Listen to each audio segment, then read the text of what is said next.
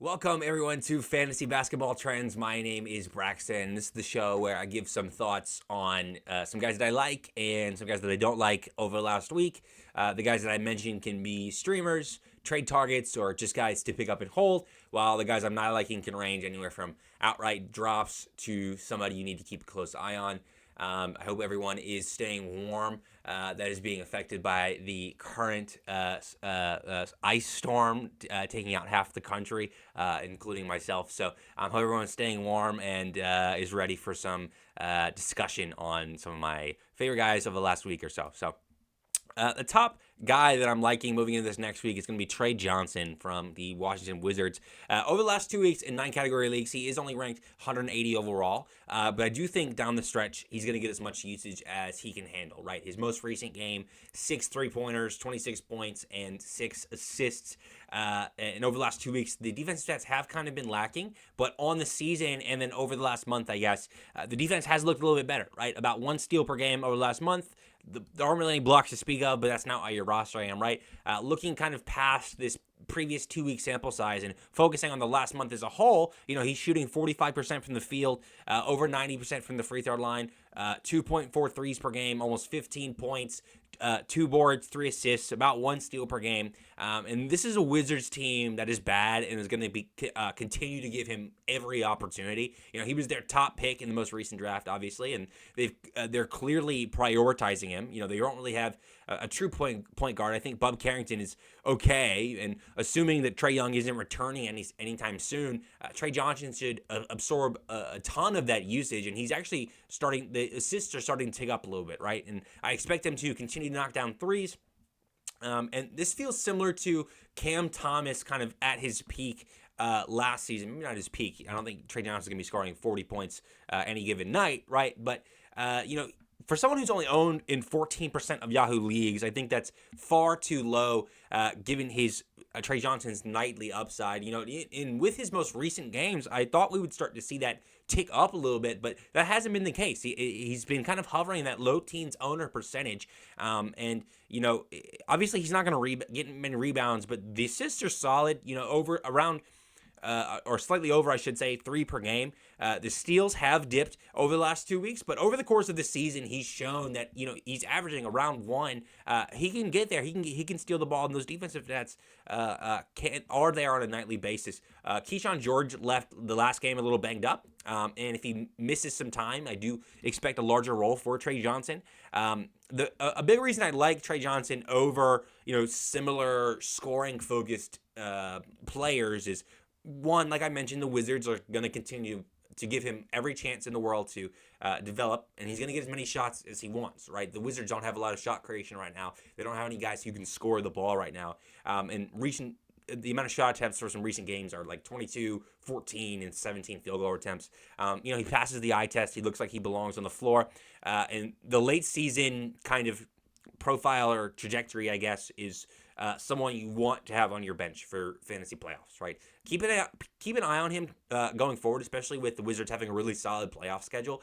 They got a 5-week game from March 16th to March 22nd, and I expect there's a couple back-to-backs in there. If the Wizards are cautious with a couple of their guys and maybe sit them, if Chris Middleton is still on the team, obviously, sitting him is someone directly benefits somebody like Trey Johnson, or if there's other guys who pick up small injuries that they want to be cautious with at that point, Trey Johnson could be a direct beneficiary for that. So, the next guy I want to talk about is Jeremiah Fears, who is in a very similar boat to Trey Johnson, I think, in terms of where his value comes from, right? He's not playing as many minutes as Trey Johnson, but I do think he is underappreciated in redraft leagues right now. Over the last few weeks and over the last month, the defensive stats have been strong. Over the last month, he's averaging around 12 points per game, 4 boards, 3 assists, 1 steal, and then about a half a block per game, which is good for a guard. He's shooting almost 90% from the free throw line, and he gets the line pretty often, actually. And he's shown the ability to pop on certain nights, especially on ones where the Pelicans are banged up. Earlier in the season, he showed he can rack up counting stats in the box score, and if you have a build that's heavy on counting stats and not too worried about percentages, I think Fears is a great target. Even though he's not gonna, and I say not worried about percentages, I'm specifically talking about field goal percentage because that free throw percentage is pretty solid for him. Over the last month, he's ranked 163 in 9 category leagues, which I think is causing a lot of people to overlook him. But with players like this, I look at more of their impact on, my stat totals, I guess, as opposed to their 9 category ranking. Just for reference, this puts him ahead of guys like Jabari Smith, who I think most people would say has had a really nice last month, and DeAndre Ayton. So just to kind of put him, give you an idea of what kind of company he's in that ranking. Which I guess it just highlights how misleading 9 category ranking can be in some instances. I would like to see his 3-point shooting increase. He's making under 1 3 per game over the last month. Has not been a super high volume 3-point shooter. And as the Pelicans kind of continue this disaster of a season, they're going to continue to give him opportunities. They've been cautious with Zion. They've been experimenting with lineups ever since they fired Willie Green.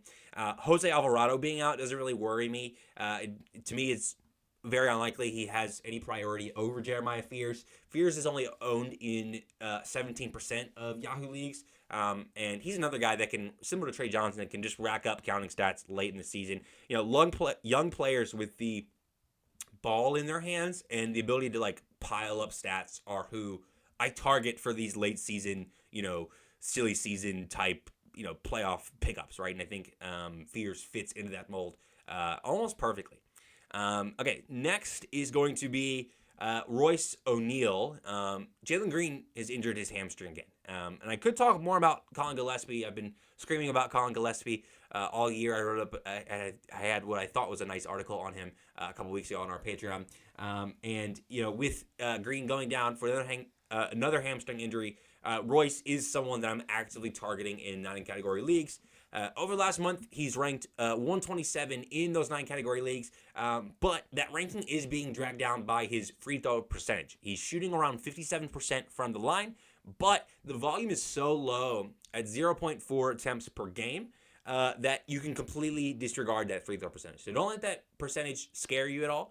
Out of the forward slot and power forwards eligibility, and I would assume most leagues, or most platforms, I should say, Royce has really nice assists. The threes are there, the assists are there, steals, and all of this from the forward slot have been contributed him to be a really nice floor 9 category guy throughout his entire career, really. And with Jalen Green going down, I don't know why Royce is being dropped. I'm seeing him dropped in some leagues. I know that's anecdotal, but if you look at the transaction trends on Yahoo as well, he is kind of someone that's trending down a bit. I don't think that's warranted at all. Royce, as I mentioned, just has a rock-solid floor on a nightly basis. If he's not hitting threes, he's getting those assists. If he's not getting assists, he's hitting threes or stealing the ball. He can score, right? He has nights for where he pops over 15 points. That's not uncommon for him. He can steal, like I mentioned. The turnovers are not terrible. He actually has the ball quite in his hands quite a bit for what would be considered a low-usage player. He just doesn't put the ball on the floor much, right? But he still racks up those assists. He still makes those shots. Phoenix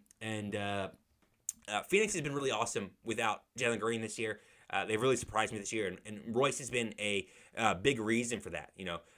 I mentioned the free throw percentage. On the season, the free throw percentage has been a damper on his 9 category value. Again, he's averaging under half a free throw attempt per game.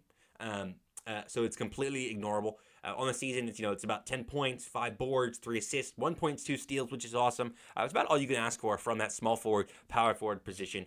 The field goal percentage could be a little bit higher, but you're not going to get everything at this. You're not going to get everything you want out of a player at this level. That's why I think he's a really nice low end grab.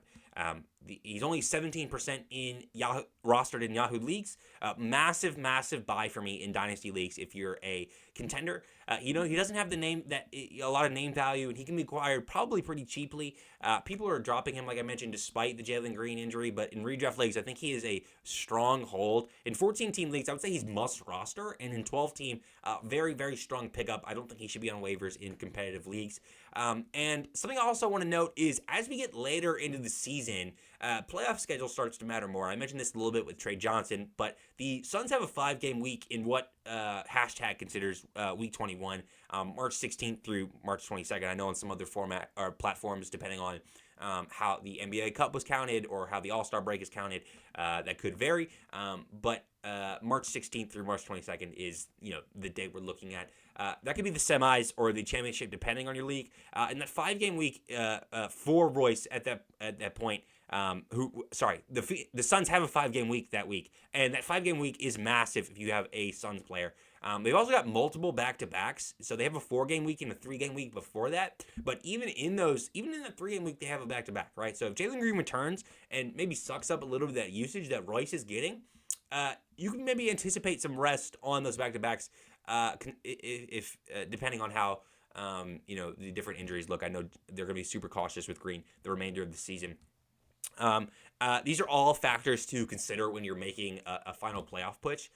Early in the season, I don't consider playoff schedule much because you have to get to the playoffs first. But late in the season, I think it can be a really useful tiebreaker between players. 4 or 5 games of Royce O'Neal can outweigh 3 games from someone that could be considered a hotter pickup, like maybe a Jaime Jaquez or something similar. So just wanted to put that in front of you there as well. Moving on to guys I'm not super into right now, trending down, I guess, would be Kyle Kuzma.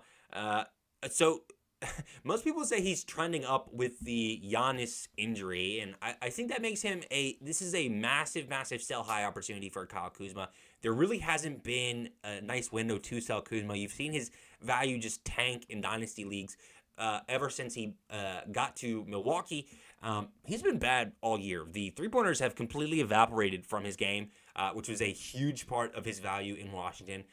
On the season, Kuzma ranks outside the top 200, which is disappointing given, I guess, considering how much time Giannis has missed this season already.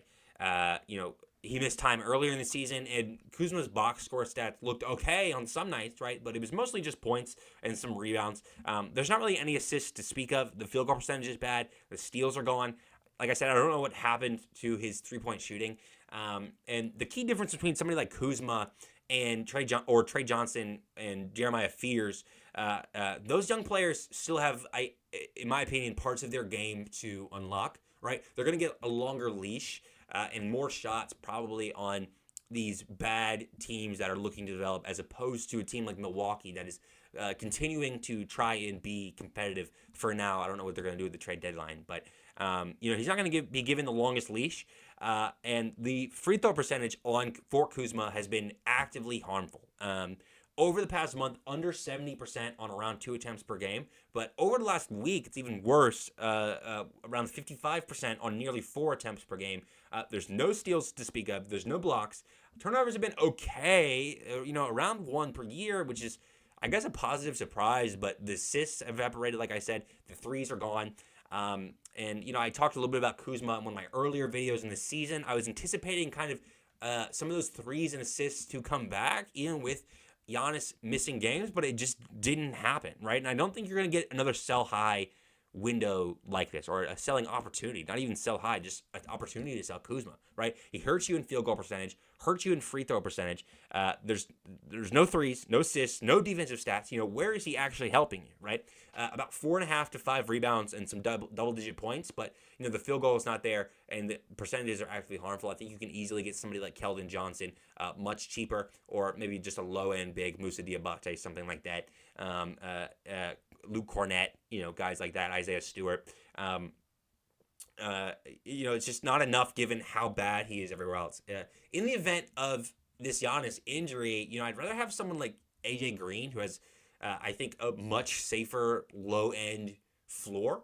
In Dynasty leagues, perfect time to sell Kuzma. You're not gonna get anything for him in a redraft league, but you could get maybe a decent first-round pick in deeper 16 to 18 team leagues, maybe a late first-round pick, I should say, or maybe a young player with upside. I'm not saying dump him for nothing, because it's possible he has some nice nights during this stretch, but I think the main point here for me is that you're not going to get another stretch like this, right? And good luck guessing what nights he's going to pop on. Milwaukee looks like they're just going to start tumbling down the standings. And overall, I'm just not really liking Kuzma right now at all. So next on the list is going to be Cam Thomas. And I talked about him a little bit earlier in the season. I don't think we're going to get the Cam Thomas of old at any point this year. In Dynasty Leagues, you probably can't sell him for what he's worth.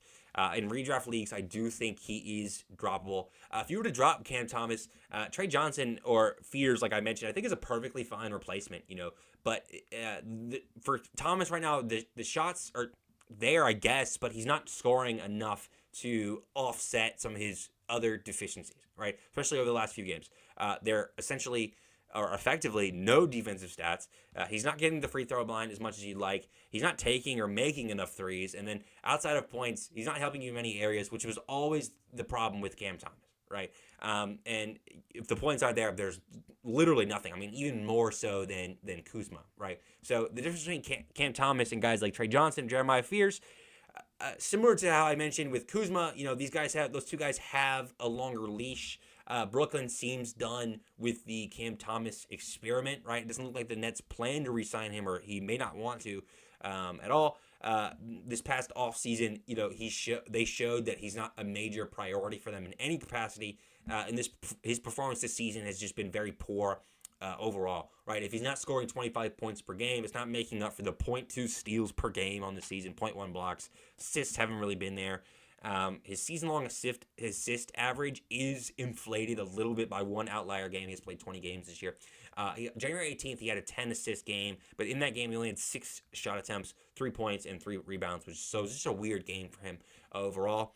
Over the last couple games, he's played just 16 and 19 minutes. On the season, he's been hampered by that hamstring injury, but now he's also dealing with an ankle injury.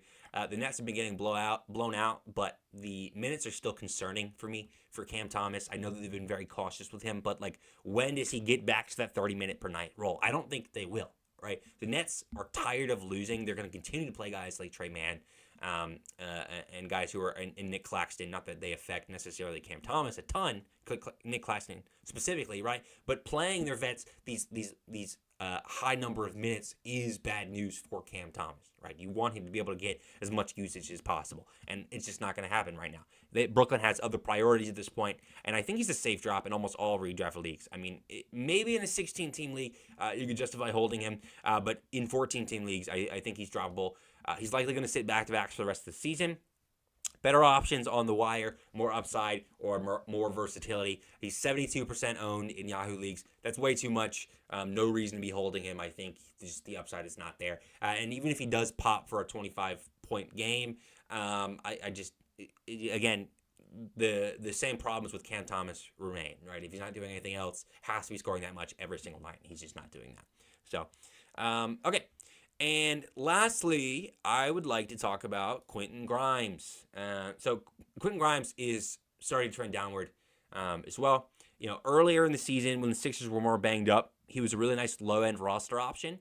And as the Sixers get healthier, his minutes and shot attempts are dropping. It feels like the party might be coming to an end for Quentin Grimes. Over the last month, averaging under 10 points per game, about 4 boards, 2.5 assists, 1.1 steals, which is okay, but the upside just isn't there anymore for Quentin Grimes. Firmly in that low-end value range, and that value seems to be decreasing nightly as the Sixers continue to get more healthy. Kelly Oubre is back. Trendon Watford, who I know is looking on the outside from looking in on the rotation right now, is also back, but could start to eat into Quentin Grimes' minutes if he continues to struggle. Joel Embiid looks good. Paul George is healthy and looking good. Sixers are playing well, and there's really no incentive for the Sixers to give Grimes extended minutes, right? He's been extremely quiet over recent weeks. Three-point shooting has dropped significantly. His field goal percentage has dropped significantly. And as I mentioned, the upside just isn't there, right? There's too many guys on the floor that are going to have too many shots to where Grimes doesn't get as many as he needs. Touches are hard to come by. Maxey, I didn't even mention. VJ Edgecombe, I didn't mention. At best, he's the 5th option, but he's not even that. Right. Just because of that, I think he's droppable. He's rostered in 27% of Yahoo leagues. No issue swapping him for guys like Trey Johnson, Royce O'Neal, Jeremiah Fears, as I mentioned at the top. Feels like a very reasonable exchange to me. And So I just wanted to mention Quentin Grimes at the end, especially with a couple of those guys in the buy section or the trending up section having a better playoff schedule than the Sixers. So with that being said, that's going to do it for this week. Thank you guys so much for watching. Let me know what you think. Let me know what kind of returns you get. If you're looking to sell somebody like Kuzma or Cam Thomas, let me know what you're looking to get or what you got for him. I'm really curious to see kind of what the market is on him right now. And as always, good luck, and we'll talk to you next time. Thanks. Bye.